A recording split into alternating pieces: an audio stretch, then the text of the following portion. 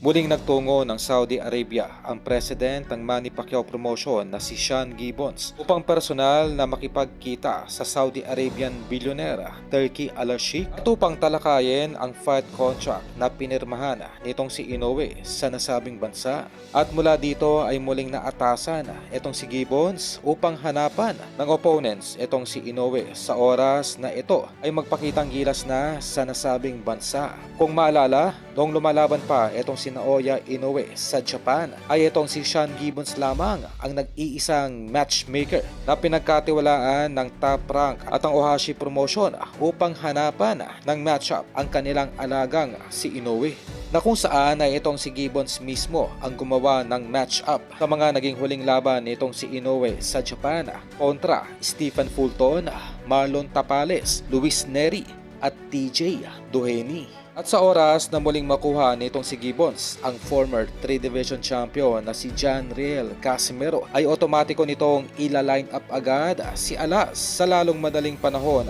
kontra Inoue sa Saudi Arabia, kasunod ng isa pang alaga nitong fighter na si Elijah Pierce, na hawak-hawak naman ngayon ng anak nitong si Brandon Gibbons ng Viva Promotion. Wala nang tanging ibang pag-asa pa itong si Cuado Alas kundi tanggapin na ang matagal ng alok ng MP Promotion na ito ay muling magbalik habang ito ay nasa prime pa. Kumbaga ay ilang taon na lamang ang nalalabi para dito kay Cuado Alas bilang isang prime fighter.